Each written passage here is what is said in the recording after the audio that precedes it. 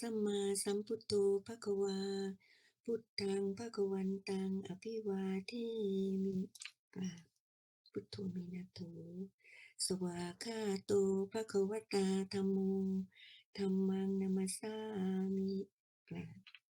ธัมโมมีนาโถสุปฏิปันโนภควโตสาวกสังโฆสังฆังนะมามิกราบสังโฆมีนาโถขอเชิญทุกท่านกราบนมัสการพระอาจารย์พระมหาบุญเลิศชัยถาวรพร้อมกันนะคะกราบกราบกราบ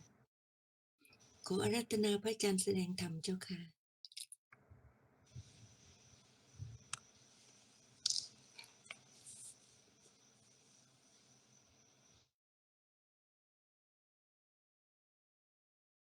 นะมัตโถ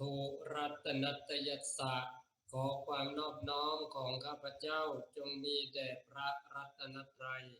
ขอถวายความเคารพนอบน้อมต่อพ่อแม่ครูปัจจาจารย์ผู้มีเมตตากรุณสอนสั่งตั้งแต่ต้นจนถึงบัดนี้ทุกรูปทุกท่านขอความสุขความสวัสดีความสว่างไสวแห่งพระสัทธรรมคำสอน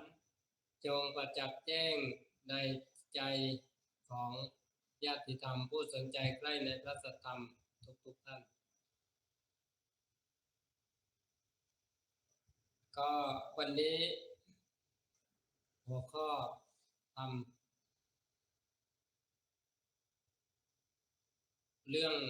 ที่จะพูดก็คือการขนลื้อสัตว์การขนลื้อสัตว์ซึ่งเป็นความสงสัยวันก่อนคุณพจน์ได้ตั้งคำถามทีนี้ยุคปัจจุบันเนี่ยก็มีการพูดถึงการขนลื้อสัตว์การขนลื้อสัตว์เนี่ยก็คือเป็นการทำหน้าที่ของพระสัมมาสัมพุทธเจ้าทุกพระองค์ที่ทรงบำเพ็ญบารมีเพื่อมุ่งหวังสำเร็จสัมมาสัมโพธิญาณสำเร็จอนุตตรสัมมาสัมโพธิญาณก็คือเป็นการตรัสรู้อย่างยอดเยี่ยมเมื่อตรัสรู้แล้วก็ทรงทำหน้าที่เผยแผ่พระสัทธรรมคำสอนเนี่ยเป็นการขนลื้อสัตว์เพราะว่าความเป็นสัตว์ก็คือผู้คล้องผู้ยึดผู้ติดในขันธ์ทั้งห้าเพราะนั้นผู้ที่คล้องที่ติดที่ยึดในขันธ์ทั้งห้าก็ชื่อว่าสัตว์มีตั้งแต่อบายสัตว์สี่มนุษย์หนึ่งเทพหกพรหม20รวมแล้ว31ภพภูมิเนี่ยก็คือเป็นสัตว์ทั้งสิ้นสัตว์ผู้เวียนว่ายตายเกิดในวัฏฏะเพราะอำนาจของความยึดติด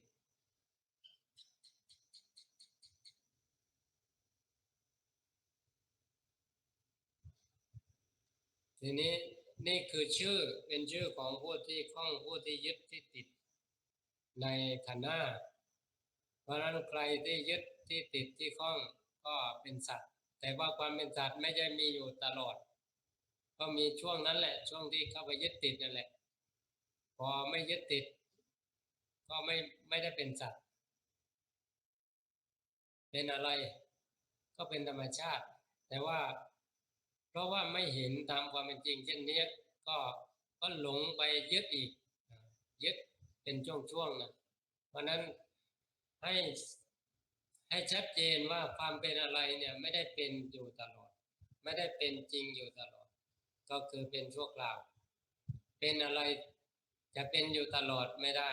เพราะสภาพของธรรมทั้งสิ้นเป็นอนิจจังเป็นทุกขังเป็นอนัตตาไม่มีอะไรที่เป็นจริงอยู่ตลอดแม้แต่อวิชชาที่ยังสัตว์ให้เวียนว่ายตายเกิดเนี่ยก็ไม่ได้มีอยู่ตลอดไม่มี แล้วก็มีขึ้น มีแล้วก็หายไปนี้ก็คือเป็นอยู่เช่นนี้เรียกว่าตกอยู่ในพระไตรลักษณ์ด้วยเช่นเดียวกัน ดังนั้นผู้ที่สั่งสมบารมีเพื่อตรัสรู้เพื่อรู้เห็นธรรมตามความเป็นจริงแล้วก็ภารกิจอื่นนอกนั้นเรียกว่าไม่มีเพราะว่าจบภารกิจเรียกว่าเป็นผู้จบภารกิจยิ่งพระสัมมาสัมพุทธเจ้าที่ทรงบำเพ็ญบารมีเพื่อการตรัสรู้อนุตตรสัมมาสัมโพธิญาณแล้วก็ทรงตั้งเรียกว่าตั้งในใจไว้โดยไม่อ้อนแง่นไม่กลอนแกลนเลยในส่วนนี้ว่าคือเราข้ามห่วงโอคาได้แล้วขอให้สัตว์อื่นได้ข้ามได้ด้วยเราตรัสรู้แล้วขอให้สัตว์อื่นได้รู้ด้วยเราพ้นทุกข์แล้วขอให้สัตว์อื่นได้พ้นด้วยนี่คือมีปณิธานเช่นนี้เพราะฉะนั้นบุคคลที่มีปณิธานเช่นนี้จะเป็นพระสัมมาสัมพุทธเจ้าก็ตามจะเป็นพระสาวกก็ตามก็ชื่อว่าเป็นผู้ที่มุ่งหวังประสงค์ที่จะผลลือสัตว์ผลลือสัตว์ก็คือถ้าว่าไปผลลือสัตว์ในตัวเองก่อนเพราะที่มีอยู่ก็คือความยึดติดตราบใดที่ยังไม่ได้ถึงที่สุดแห่งทุกข์แห่งธรรมก็ยังมีความเป็นสัตว์อยู่แต่ว่าบางครั้งบางคราวไม่ใช่ตลอดไม่ใช่ทุกเวลาไม่ใช่ไม่มีอะไรทุกเวลาก็ยกตัวอย่างว่าตอนหลับเหลืออะไรไหมมีความเป็นเราจริงไหมมีสิ่งที่เป็นของเราจริงไหมเพราะนั้นสิ่งที่เป็นของเราก็ไม่มีความเป็นเราก็ไม่มีตอนนั้นก็เป็นภาวะธรรมดาธรรมชาติซึ่งทุกคนก็มีเหมือนกันถ้าหลับสนิทก็จะไม่มีความเป็นเราอยู่เลยมีก็ต่อเมื่อพอโลกก็ยึดว่าเป็นของเราก็นั้นแหละเริ่มความเป็นสัตว์ตรงนั้นทีนี้จะหมดสิ้นความเป็นสัตว์อย่างนี้ก็ต่อเมื่อเห็นอย่างรู้เห็นอย่างท่องแท้ว่าไม่มีอะไรเลยที่เป็นของเราเรียกว่าเห็นตามความจริงด้วยปัญญาชอบเนตังมะมะนั่นไม่ใช่ของเราเนโสมัตสมิเราไม่เป็นนั่นนะเมนะเมนะเมโสอัตตานั่นไม่ใช่อัตตาของเราดังนั้นถ้าบุคคลที่จะลื้อขนสัตว์ก็ต้องลื้อขนสัตว์ในตัวเองก่อนเพราะในตัวเองเนี่ยก็มีความเป็นสัตว์แล้วไม่ใช่เฉพาะก็คือทุกส่วนของร่างกายก็มีความเป็นสัตว์ยุบยิบมากมายคือท่านผู้ที่มีตาทิพย์ก็จะเห็นเพราะนั้นขอให้เกิดอะไรโรคภัยไข้เจ็บเดี๋ยวคันยิกตรงนั้นคือความเป็นสัตว์ก็มาเกาะอยู่ตรงนั้นคือไอ้นี้เขาเห็นไม่ใช่อาตมาเห็นนะเขาเห็นวันนั้นจะเป็นสัตว์เล็กสัตว์น้อยที่เคยทำให้เขาบาดเจ็บล้มตายทั้งหมดก็มาเกาะมาเกี่ยวดังนั้นเมื่อบุคคลที่ลื้อสัตว์ในตัวเองได้แล้วก็ที่เหลือก็เป็นการลื้อสัตว์ข้างนอกเรียกว่าลื้อคนลื้อสัตว์ที่ยังมีความยึดติดอยู่เนี่ยเพราะพระสัมมาสัมพุทธเจ้าทรงตรัสรู้แล้วทรงประกาศพระสัจธรรมคำสอนเนี่ยก็ทรงคนลื้อสัตว์ตั้งแต่ปฐมเทศนา ปฐมเทศนาเป็นต้นจนถึงปัจฉิมโอวาทนั้นเรียกว่าทรงทำหน้าที่ของการขนลื้อสัตว์ก็คือไม่ให้มีเหลืออยู่ในข้างในก็ดีข้างนอกก็ดีตามที่ทรงทำได้นี่คือเป็นภารกิจของพระสัมมาสัมพุทธเจ้าทุกพระองค์ตั้งแต่องค์ปฐมจนถึงองค์ปัจจุบันนี้แล้วก็มีเรื่องเล่าให้ตื่นเต้นทั้งหน่อยว่ามีพระสัมมาสัมพุทธเจ้าพระองค์หนึ่งทรงตั้งสัจจะเรียกว่าสัจธาตุคือไม่หวั่นไหวเรียกว่าตั้งสัจธาตุอย่างไม่หวั่นไหวว่าถ้าไม่อาจขนลื้อสัตว์ให้หมดก็จะไม่ตรัสรู้เพราะนั้นถ้าตรัสรู้เนี่ยต้องขนลื้อสัตว์ให้หมดไม่รู้จะหมดได้ไงถ้าเราคิดอย่างนี้ก็ในอวัยภูมิมีเท่าไหร่มีนับไม่ถ้วนในท้องทะเลมีเท่าไหร่มากมายเหลือเกินบนพื้นแผ่นดินมีเท่าไหร่โอ้มหาศาลในอากาศมีเท่าไหร่นับไม่ได้เมื่อมีมากมายเช่นนี้บารมีที่สั่งสมต้องมากด้วยที่จะขนลื้อสัตว์เพราะฉะนั้นก็ต้องสมน้ำสมเนื้อกันเมื่อสัตว์มีมากมายและบารมีที่สั่งสมเพื่อการขนลื้อสัตว์ของพระสัมมาสัมพุทธเจ้าผู้ทรงปรารถนาหรือความประสงค์ว่าจะขนลื้อสัตว์ให้หมดท่านต้องทำงานหนักกว่ายิ่งกว่าและตั้งสัจจะโดยไม่สั่นคลอนเรียกว่าไม่หวั่นไหวใครจะเอาด้วยหรือไม่เอาด้วยแต่ว่าท่านก็ตั้งแต่ผลสุดท้ายเมื่อท่านตั้งแล้วเนี่ยผู้อื่นก็เอาด้วยเรียกว่าผู้อื่นตรงนี้ใครก็คือพระพุทธเจ้าทุกพระองค์รวมพลังกันมาช่วยก็ไหนว่าพระพุทธเจ้าเสด็จดับขันธปรินิพพานไปแล้วก็ดับขันธปรินิพพานก็คือดับขันก็คือดับขันธ์ห้าแต่ภาวะของจิตที่บริสุทธิ์เนี่ยก็เป็นอันเดียวกับธรรมธาตุไม่ได้หายไปไหนเพราะว่าไม่มีการเกิดแล้วก็ไม่มีการตายและท่านอยู่ที่ไหนก็อยู่ที่นั่นแหละที่ธรรมธาตุนั่นแหละท่านรวมพลังเพื่อที่จะขนลื้อสัตว์เพราะฉะนั้นพระโพธิสัตว์น้อยใหญ่พระโพธิสัตว์น้อยใหญ่ก็รู้แล้วว่าถ้าพระพุทธเจ้าอุบัติขึ้นมาเพื่อที่จะขนลื้อสัตว์ให้หมดแล้วเนี่ยแล้วท่านจะไปตรัสรู้เวลาใดอีกเพราะว่ามันเป็นการล้างบางทีเดียวเลยท่านก็ต้องลงมาช่วยพระโพธิสัตว์ต้องลงมาช่วยลงมาร่วมด้วยช่วยกันพระโพธิสัตว์ที่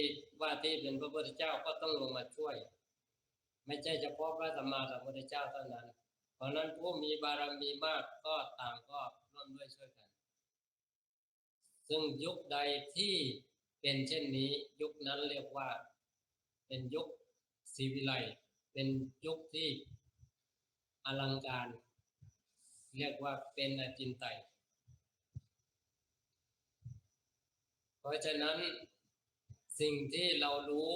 ก็ดีแล้วแต่สิ่งที่เรายังไม่รู้อีกมากมาย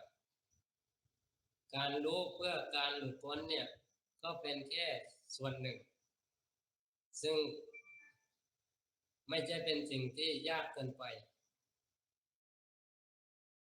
ถ้าเราไม่คิดให้เวอร์เกินให้เกินความเป็นจริงเนี่ยก็ไม่ใช่เป็นเรื่องยากเกินไปเป็นเรื่องที่ทุกคนมีสิทธิ์เพราะว่า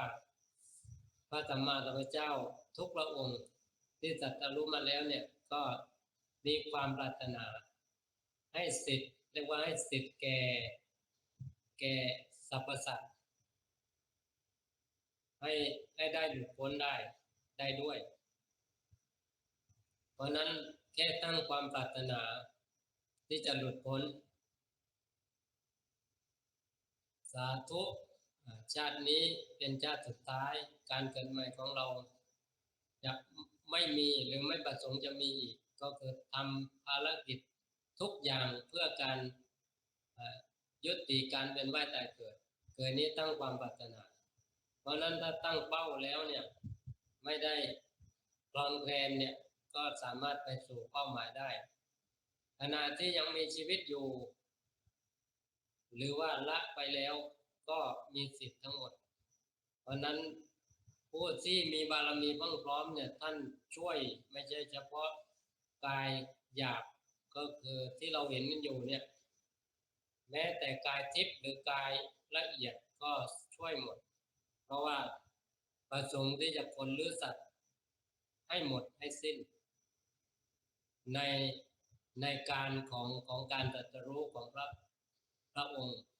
นั่นเองเพราะนั้นใครที่จะไปตรัสรู้ก็ต้องเรียกว่ายุติกันมาช่วยพระธรรมเจ้าองค์ที่ทรงตั้งสัจจะตรงนี้เพราะนั้นตรงนี้เรียกว่าสัจธาตุเป็นธาตุที่เป็นความจริงที่ตั้งไว้โดยไม่คลอนแคลนทำให้โลกธาตุต้องสะเทือนเลื่อนลั่นพูดอย่างนี้ไม่รู้อย่าฟังเล่นๆก็แล้วกันนะไม่ต้องซีเรียสฟังนิทานเพราะนั้นเมื่อท่านตั้งคือเหมือนกับบุคคลหนึ่งที่ตั้งแล้วก็ทำจริงคนอื่นก็เอาด้วยเพราะว่าเขาสังเกตคนนี้ก็เอาจริงเราก็ยอมร่วมลงทุนด้วยว่าอย่างนั้นถ้าไม่เอาจริงก็ดูอยู่ห่างๆแต่ถ้าเอาจริงแล้วก็ร่วมลงทุนด้วยเพราะฉะนั้นเมื่อเป็นเช่นนี้ก็จะเกิดอะไรขึ้นมาจะเห็นความพิเศษต่างๆปรากฏขึ้นมาส่วนว่าจะเป็นอย่างไรอันนี้ค่อยว่ากันในการต่อไปนะแต่ว่าในความเป็นจริงเช่นนี้ระบบเช่นนี้มีอยู่คือพระสัมมาสัมพุทธเจ้าแต่ละพระองค์พระบารมีไม่ได้เท่ากันแต่การตรัสรู้อนุตตรสัมมาสัมโพธิญาณเนี่ยเท่ากันหมายถึงว่าตรัสรู้ทำลงกันเหมือนกันแต่พระบารมีเนี่ยต่างกันก็ยกตัวอย่างว่าปัญญาธิกะจะสู้ศรัทธาธิกะสัมมาสัมพุทธเจ้าไม่ได้ศรัทธาธิกะจะสู้วิริยาธิกะสัมมาสัมพุทธเจ้าไม่ได้เพราะนั้นเป็นจริงเช่นนี้เมื่อเป็นจริงเช่นนี้ก็ให้รู้ว่าพระสัมมาสัมพุทธเจ้าแต่ละพระองค์ก็มีพระบารมีต่างกันแต่ว่าการตรัสรู้ธรรมเหมือนกันก็คือตรัสรู้ปฏิจจสมุปบาทหรือว่าย่อลงเหลืออริยสัจสี่เหมือนกันแล้วทรงตรัสสอนอริยสัจสี่ก็เหมือนกันเพราะนั้นไม่ได้พ้นจากอริยสัจสี่ที่ท่านทรงตรัสสอนคือจะไปตั้งแต่ปฐมเทศนาจนถึงปัจฉิมโอวาทไม่พ้นจากอริยสัจสี่เลยถ้าบุคคลที่จับประเด็นถูกเนี่ยเรียกว่าจับประเด็นถูกก็เรียกว่าแทงตลอดแทงทะลุในธรรมรู้แจ้งแทงตลอดในพระสัจธรรมได้ก็จะไม่สับสนเพราะธรรมที่พระสัมมาสัมพุทธเจ้าที่ทรงตรัสรู้เนี่ยและทรงนำมาสอนเนี่ยไม่ได้พ้นจากอริยสัจสี่จะทรงใช้พระโวหารหรือใช้คำจัดสอนอย่างไรแต่ก็ไม่พ้นจากอริยสัจสี่ดังนั้นถ้าเราจับประเด็นถูกก็คือพระสัมมาสัมพุทธเจ้าทุกพระองค์ตรัสสอนอริยสัจสี่และผู้ที่รู้แจ้งอริยสัจสี่ก็เรียกว่าเลื่อนชั้นจากปุถุชนตามลำดับแต่ความเป็นสัตว์ก็ยังเป็นสัตว์ตามสมมุติได้อยู่ จนถึงพระอรหันต์ความเป็นสัตว์ก็ยุติเรียกว่าการขนหรือสัตว์ตรงนั้นเรียกว่าเรียบร้อยผู้ที่ถึงความเป็นก็คือสมมุตินะก็คือไม่ได้เป็นอะไรแล้วก็คือความเป็นสัตว์ก็พ้นไปพ้นความเป็นสัตว์เพราะนั้นท่านลื้อเรียกว่าท่านลื้อตัวท่านเองแล้วเวลาที่เหลือถ้าบารมีที่สั่งสมมาเพื่อเผยแผ่พระสัจธรรมคำสอน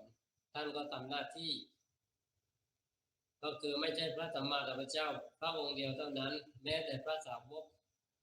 ก็ทรงก็ทำหน้าที่เหมือนกันไม่ใช่พระสัมมาสัมพุทธเจ้าพระองค์เดียวเพราะนั้น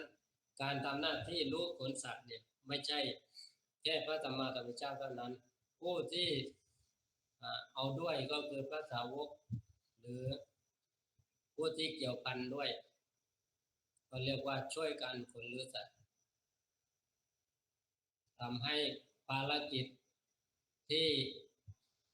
เป็นไปได้ยากก็กลายเป็นสิ่งที่เป็นไปได้ง่ายแล้วก็แทนที่ว่าใช้เวลามากก็ใช้เวลาไม่มากเพราะระบบนี้เป็นระบบที่อาจินไตยเหนือการคาดคิด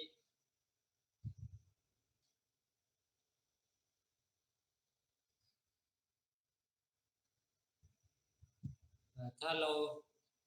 ามองเห็นหลังของอาตมาเนี่ยหรือภาพที่ปรากฏเหมือนกับอยู่บนหัวของอาตมาก็มีพระสัมมาสัมพุทธเจ้านั่งบนดอกบัวและมีต้นที่ทรงเรียกว่าทรงตรัสรู้เกี่ยวพันด้วยคืออันนี้ก็เป็นสิ่งที่ว่าไม่ใช่วาดขึ้นเฉยๆแต่มีปัจจัยเพราะนั้นพระสัมมาสัมพุทธเจ้าทุกพระองค์ก็ทรงนั่งบนดอกบัวถึงแม้ว่าดับขันธปรินิพพานไปแล้วก็ทรงนั่งบนดอกบัวจะเป็นสีทองสีแก้วสีอะไรก็แล้วแต่พระบารมีของพระองค์ตัวนี้อาตมาได้ยินมานะไม่ใช่อาตมาไปรู้เองได้ยินมาเพราะนั้นณที่นั้นเป็นที่ที่พระสัมมาสัมพุทธเจ้าทรงแสดงธรรมอยู่ตลอดทั้งวันทั้งคืน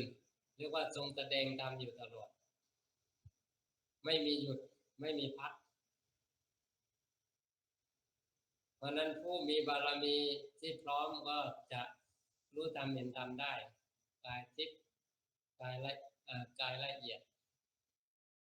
เพราะนั้นเมื่อทรงตั้งความปรารถนาที่จะพ้นหรือสัตว์ท่านก็ต้องทำงานอย่างยิ่งยวดเพื่อภารกิจตรงนี้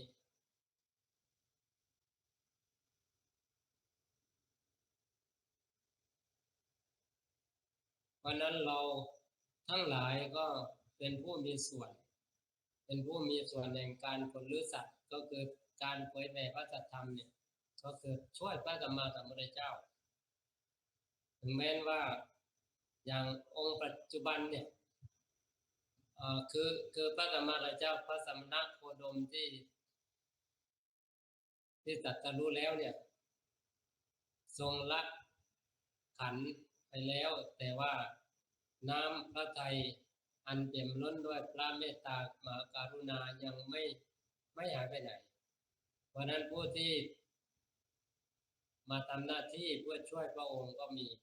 มากเพราะที่ได้ประกาศธรรมอยู่ตอนนี้ถ้าเราเข้าไปฟังใน YouTube จะเห็นว่ามากมายที่เป็นธรรมเพื่อหลุดพ้นมากมายเลยไม่ได้ยุ่งยากแล้วก็เป็นแบบฉบับที่พระสัมมาสัมพุทธเจ้าทรงใช้ก็คือการฟังธรรมหรือการแสดงธรรมให้ได้ฟังธรรมซึ่งผู้ฟังก็สามารถรู้แจ้งเห็นจริงได้เรียกว่าไปสู่ความหลุดพ้นได้ด้วยการฟังแล้วก็สำคัญจำเป็นด้วยในการฟัง ก็คำว่าสาวกเนี่ยสาวกมาจากอะไรมาจากสุธาตในการฟังพึดอุเป็นโอแปลงโอเป็นอวะลงกะสกะเรียกว่าสาวกะสาวกะก็คือผู้ฟังเพราะนั้นเราฟังธรรมะของผู้ใดเราก็เป็นสาวกของผู้นั้นซึ่งเราฟังธรรมะของใครก็ของพระสัมมาสัมพุทธเจ้าจึงชื่อว่าพระสาวกหรือสาวกอาตมาพูดเนี่ยก็ไม่ได้พูดเอาเองก็คือพูดธรรมที่พระสัมมาสัมพุทธเจ้าทรงตรัสรู้แล้วเพราะนั้นเราฟังไม่ใช่เป็นสาวกของอาตมาเป็นสาวกของพระสัมมาสัมพุทธเจ้าอาตมาแค่ทำหน้าที่เท่านั้นเพราะนั้นภารกิจของการขนเลือดสัตว์ก็จะยังมีต่อไปเรียกว่าจนจบภารกิจที่ตั้งไว้นั่นแหละไม่รู้หมดสิ้นเมื่อไหร่แต่ว่าต้องทำหน้าที่สืบต่อไปทั้งพระสัมมาสัมพุทธเจ้าเองแล้วก็ผู้ที่ร่วมด้วยช่วยพระองค์ต้องทำหน้าที่ขนเลือดสัตว์ไปเพราะนั้นผู้ใดที่บารมีตั้งพร้อมก็เรียกว่าเข้ามารับรสแห่งพระธรรมซึ่งเป็นความจริงแต่ถ้ายังไม่ถึงเวลาของเขาก็เจอยู่ข้างนอกก่อนไปเยี่ยมอบายภูมิก่อนท่องเที่ยวไปในวัฏฏะสงสารก่อนไม่จบไม่สิ้นแต่ผู้บารมีพร้อมแล้วก็เข้ามาเพื่อยุติการเวียนว่ายตายเกิดน้อมรับพระสัจธรรมลงใจแล้วก็ยุติการเวียนว่ายตายเกิดเป็นผู้พ้นจากความเป็นสัตว์แล้วมีอะไรที่จะทำต่อก็ที่ทำต่อก็คือทำหน้าที่เผยแผ่พระสัจธรรมหรือผลหรือสัตว์นั่นแหละจะได้มากได้น้อยก็สุดแล้วแต่เพราะนั้นการขนเลือดสัตว์จึงถือว่าเป็นภารกิจของทุกชีวิตนะทุกชีวิตที่ทำหน้าที่ได้สมบูรณ์แล้วก็คือถึงที่สุดแห่งทุกแห่งธรรมเรียบร้อยแล้วเวลาที่เหลือของท่านก็เป็นเวลาของการขนเลือดสัตว์โดยการพูดก็ตามโดยการแสดงธรรมด้วยไม่พูดก็ตามเพราะนั้นพูดก็แสดงธรรมไม่พูดก็แสดงธรรมก็ไม่พูดก็ท่านก็อยู่อย่างสงบของท่านนี่เรียกว่าก็แสดงธรรมเหมือนพระอัสสชิซึ่งเป็นอาจารย์ของพระสารีบุตรก็ท่านก็ไม่ได้แสดงธรรมอะไรมากมายแค่เป็นอยู่ด้วยความสงบจากข้างในนะไม่ใช่ข้างนอกสงบที่เขาสัมผัสได้ว่าสงบข้างในคือเรามองตาเนี่ยเห็นแล้วว่าเขาสงบหรือไม่สงบมองตารู้ถึงใจเพราะว่าสามารถแสดงออกมาทางตาได้ว่าสงบหรือไม่สงบ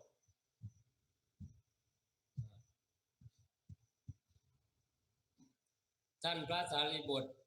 ยังเป็นปริพาชกอยู่ก็เห็นอาการก็เริ่มใสนี่เรียกว่าท่านอัสสชิได้แสดงธรรมโดยการไม่พูดแต่เมื่อพูดก็พูดสั้นๆว่าธรรมทั้งหลายมีเหตุเป็นแดนเกิดพอหมดเหตุธรรมทั้งหลายก็สลายไปเพราะนั้นท่านแสดงธรรมที่พระสัมมาสัมพุทธเจ้าทรงแสดงไว้ว่ามหาสมณะก็มีปกติกล่าวเช่นนี้ท่านพระสารีบุตรได้ฟังก็อ๋อขึ้นมาได้ดวงตาเห็นธรรมเพราะนั้นการแสดงธรรมโดยการพูดก็ดีไม่พูดก็ดีแต่ว่าเรียกว่าแสดงออกซึ่งทำอยู่เป็นการทำหน้าที่ขนหรือสัตว์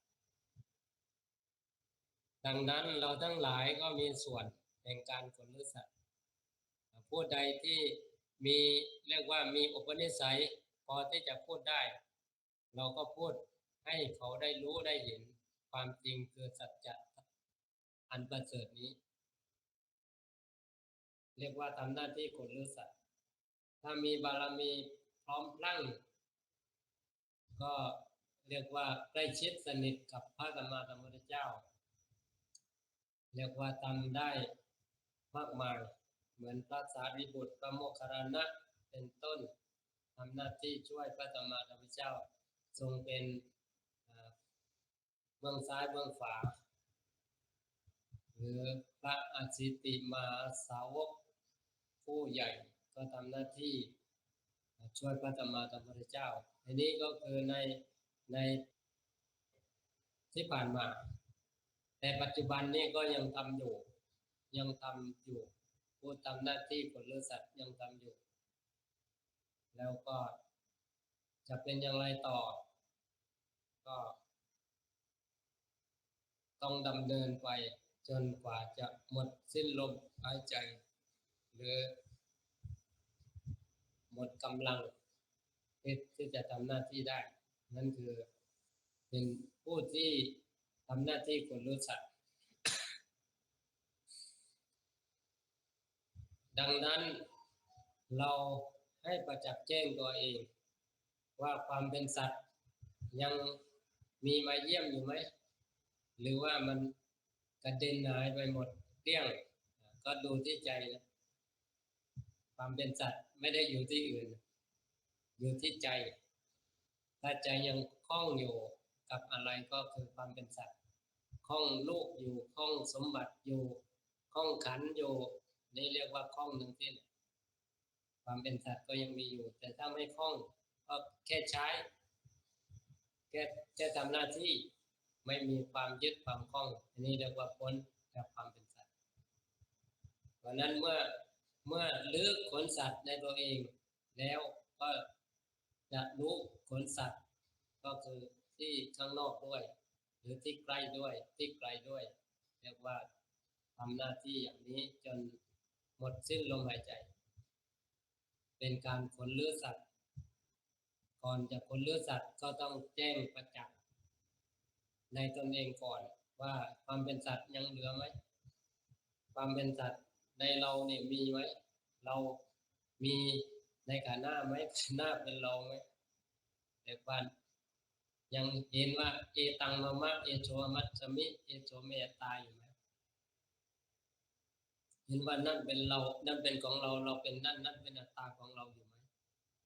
ถ้าเห็นอยู่ก็ความเป็นสัตว์ก็ยังมีอยู่จะมีบางครั้งบางคราวก็ถือว่ามีเพราะว่าจะมีตลอดไม่ได้บางช่วงก็ไม่มีบางช่วงรู้สึกอะไรไหมไม่ได้รู้สึกอะไรเพิ่งรู้สึกตอนเนี้ยตอนที่ก่อนเรียกชื่อเนี่ยว่ามีเราก่อนหน้านั้นก็เป็นอยู่โดยธรรมดาธรรมชาติเพราะนั้นการไปเห็นความจริงเช่นนี้ว่าแท้จริงอ่ะความไม่ทุกข์มันมีอยู่แล้วความทุกข์มันมีบางครั้งบางคราวเท่านั้นที่ไปยึดที่ไปคล้องนั่นเองถ้าไม่ยึดไม่คล้องก็เรียกว่าไม่ทุกข์เพราะนั้นตอนที่ไม่ทุกข์จะเรียกว่าเป็นสัตว์ไม่ได้ที่ทุกข์ก็เพราะอะไรก็มันยังเป็นสัตว์ผู้คล้องผู้ติดผู้ยึดผู้อุปทานในการนั่งง่ายอยู่เพราะนั้นไม่มีวิธีอื่นที่จะเช็คว่ายังมีความเป็นสัตว์หรือไม่ก็ต้องอาศัยการรู้แค่รู้ผลสุดท้ายก็ไม่ไปอย่างอื่นอีกก็กลับมาแค่รู้อีกเพราะนั้นแค่รู้เนี่ยสามารถประจักษ์แจ้งความจริงได้แค่รู้เนี่ยจบทุกเรื่องได้แค่รู้เนี่ยจบทุกปัญหาจะเรียกว่ายานี้ครอบจักรวาลก็ได้ยาแค่รู้ก็คือแค่รู้เนี่ยแหละก็คือยาครอบจักรวาลที่ไม่ยอมเชื่อก็มันก็ไม่ได้ผลรักษาโรคก็คือความเป็นสัตว์หรืออุปทานไม่ได้เพราะนั้นที่ไม่ได้เพราะไม่เชื่อถ้าเชื่อมันต้องฟังพระพุทธเจ้าสิพระพุทธเจ้าไม่ได้สอนให้มีอัตตาท่านสอนบอกว่าไม่มีอัตตาขันธ์หน้าเป็นอัตตาไหม สัพเพสังขารานิจจาสัพเพสังขาราทุกขาสัพเพธัมมานัตตาก็คือขันธ์ทั้งห้าเนี่ยก็คือสังขารทั้งหลายเนี่ยไม่เที่ยงขันธ์ทั้งห้าหรือสังขารทั้งหลายเป็นทุกข์ขันธ์ทั้งห้าหรือพ้นจากขันธ์ทั้งห้าเรียกว่าขันธวิมุตติทั้งขันธ์ทั้งห้าและขันธวิมุตติหรือทั้งสังขารและวิสังขารก็เป็นอนัตตานี่คือถ้าน้อมใจแล้วก็ลงใจเชื่อโดยไม่มีอีก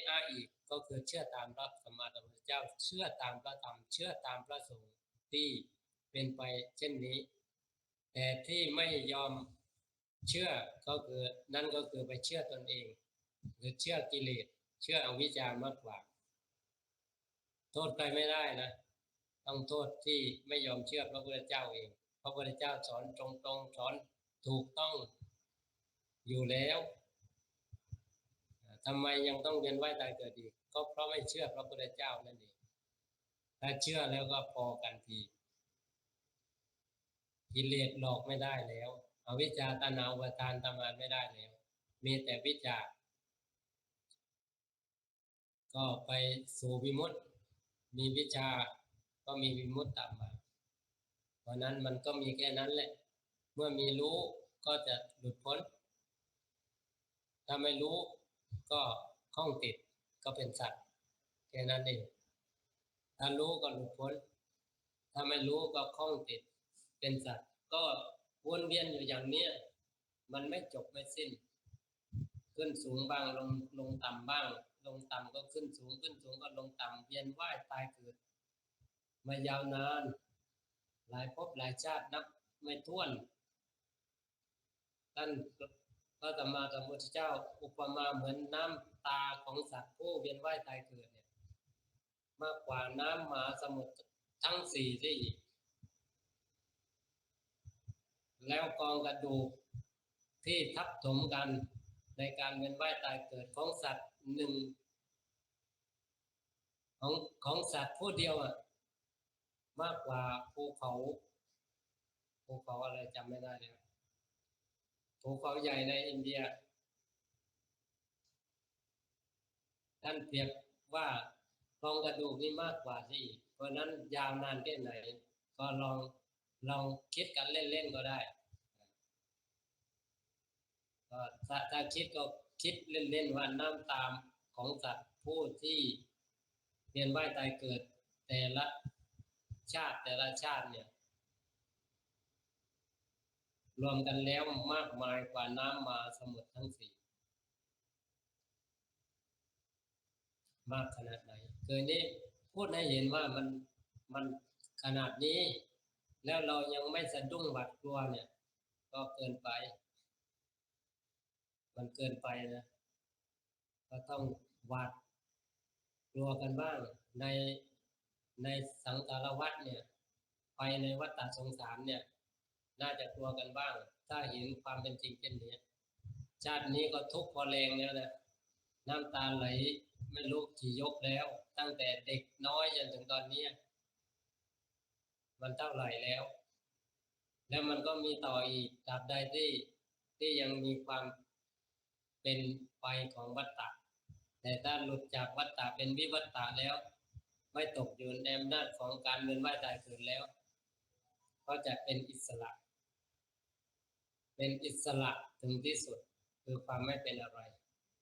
ไม่เป็นอะไรไม่คล้องไม่ติดไม่อะไรสักอย่างนั่นเรียกว่าที่สุดคือไม่เป็นอะไรเพราะนั้นในค่ำคืนนี้พูดเรื่องการขนเลือดสัตว์ก็อาจจะยังไม่สมบูรณ์หรือว่าก็พอให้เข้าใจก็แล้วกันเอาสมบูรณ์ก็ไม่ได้แสดงหรือแบ่งปันธรรมะเอาคะแนนนะแสดงตามไปตามหน้าที่แค่ไหนก็แค่นั้นเพราะนั้นใครฟังเข้าใจก็เรียกว่าก็ประโยชน์ตกแก่ผู้นั้นเองไม่ได้ตกกับใครตกแก่ผู้นั้นเองถ้าไม่เข้าใจก็ไม่ใช่ว่าต้องทำอะไรนะถ้าใช้แค่รู้เป็นเนี่ยเข้าใจก็รู้ว่าเข้าใจไม่เข้าใจก็รู้ว่าไม่เข้าใจง่วงนอนก็รู้ว่าง่วงนอนแค่นั้นเองไม่ใช่ยากเลย แค่นั้นเองแค่นั้นจริงๆพอแล้วนะเอวังก็มีด้วยประการฉนี้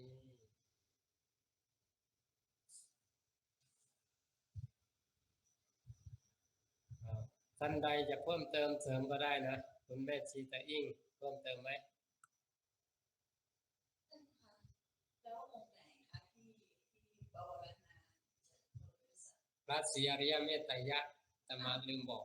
องค์ที่ข้างหน้าเนี่ยเหรอคะ พระศรีอริยเมตไตรยะเนี่ยปรารถนาตั้งความปรารถนาตั้งสัจจะอย่างแรงกล้าที่จะพ้นลื้อสัตว์ให้หมด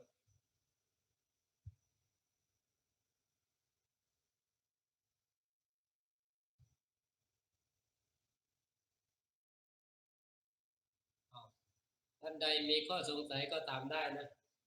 อาตมายินดีตอบให้ทั้งหมดตามที่พอจะ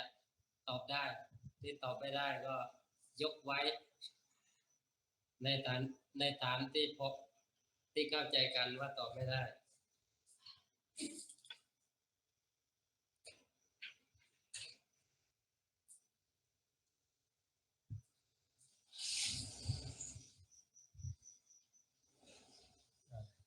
ถ้าไม่มีคุณปามี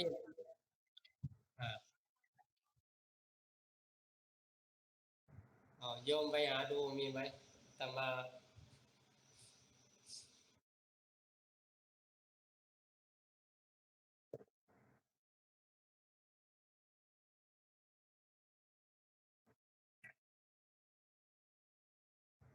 ในพระไตรปิฎกไม่เจอใช่ไหม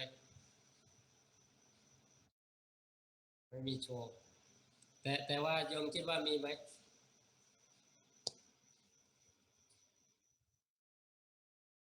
ก็เป็นภารกิจหน้าที่ของพระสัมมาสัมพุทธเจ้าคือจะมีหรือไม่มีก็เป็นอยู่เช่นนี้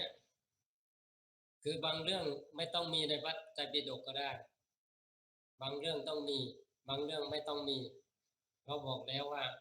สิ่งที่มีในพระไตรปิฎกแค่ส่วนหนึ่งเท่านั้นมากกว่าในพระไตรปิฎกมีอยู่ถ้าเราไปยึดในแค่พระไตรปิฎกไม่พอแต่ว่าถ้าต้องการหลุดพ้นเนี่ยพอแล้วนะแต่ถ้าต้องการให้รู้มากกว่านั้นในพระไตรปิฎกก็ยังไม่หมดตามที่พระสัมมาสัมพุทธเจ้าทรงตรัสสอน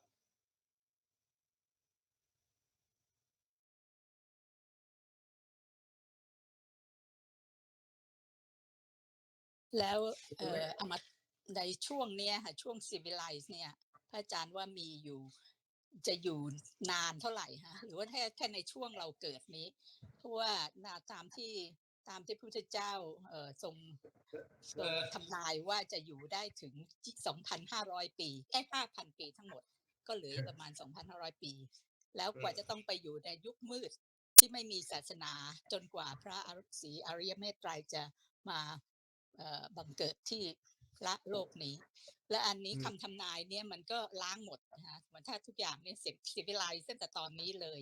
ทุกคนลื้อสัตว์ผลสัตว์ไปหมดไม่ว่าจะเป็นคนหรือสัตว์คือทุกภูมิทุกชั้นทั้งกาย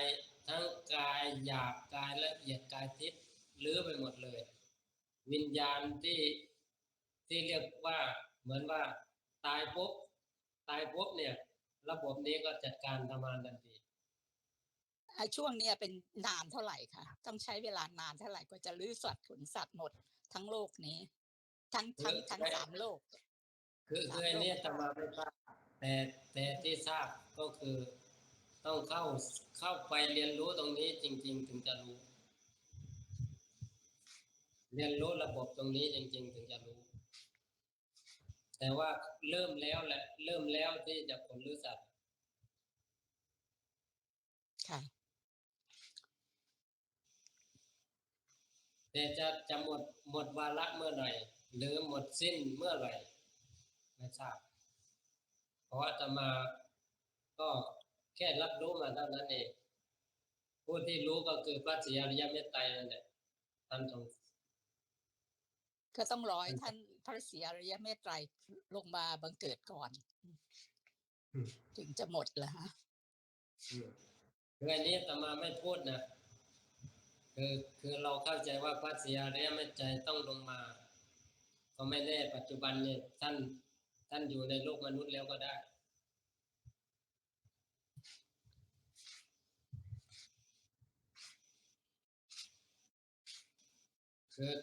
คือสิ่งที่ท่านห่วงใยก็คือ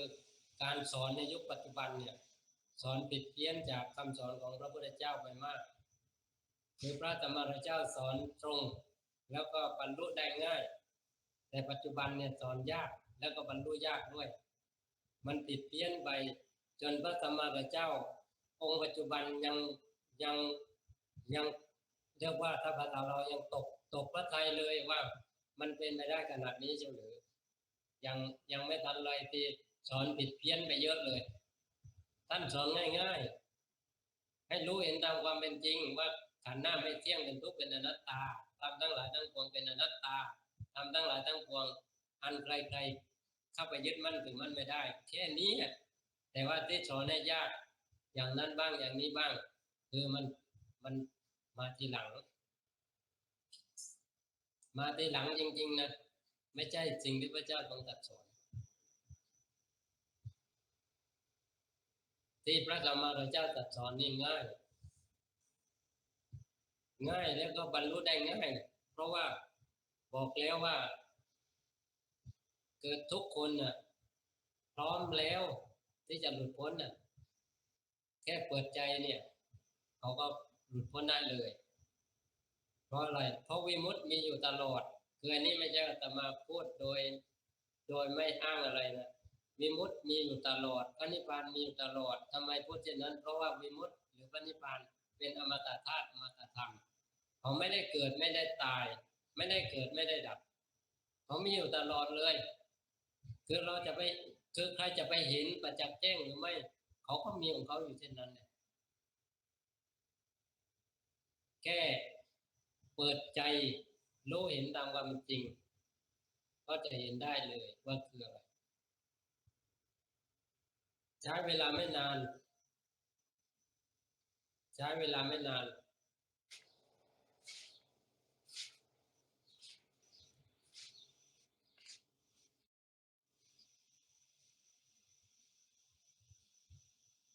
คือแค่ปัจจุบันเนี่ยเรารู้ทันความคิดนี่พอแล้วนะที่จ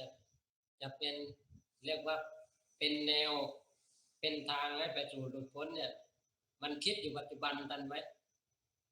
ปัจจุบันที่ตรงหน้าเนี่ยมันคิดแวบเนี่ยมันสงสัยก็เป็นความคิดนะมันคิดว่าต้องทำอย่างนั้นต้องทำอย่างนี้นะฉันเข้าใจแล้วฉันจะไปปฏิบัติเพื่อให้มันสมบูรณ์มันคิดเอาทั้งนั้นเลยเขาไม่เห็นว่ามันคิดถ้าเห็นความคิดชัดๆเย็นๆมันหยุดเลยมันคิดทันแล้ว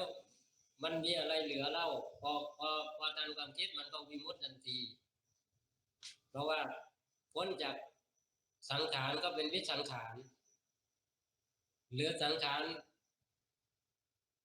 มันสลายไปก็เป็นวิสังขารมันมีอยู่แค่นี้แหละแล้วขณะที่สังขารเป็นไปอยู่เนี่ยวิสังขารก็อยู่ด้วยไม่ใช่ว่าอยู่คนละตอนกันนะตอนนี้สังขารประมาณวิสังขารไม่รู้อยู่ไหนไม่ใช่ขณะสังขารปรากฏอยู่วิสังขารก็อยู่จึงชื่อว่าเป็นอมตะก็คือมีอยู่ตลอดไม่ได้หายไปไหนไม่ได้เกิดไม่ได้ตายไม่ได้เกิดไม่ได้ดับไม่ใช่เป็นสังขารเพราะว่าเป็นวิสังขารเพราะเป็นอสังขตธรรมหรือเป็นอมตะธรรมหรือเป็นธรรมธาตุที่มีอยู่อย่างนั้น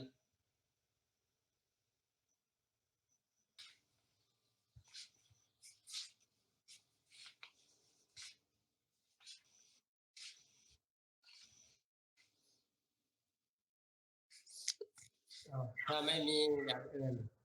ก็ลาพระได้เลยเนาะ เรียนเชิญทุกท่านน้อมกราบพระรัตนตรัยพร้อมกันค่ะ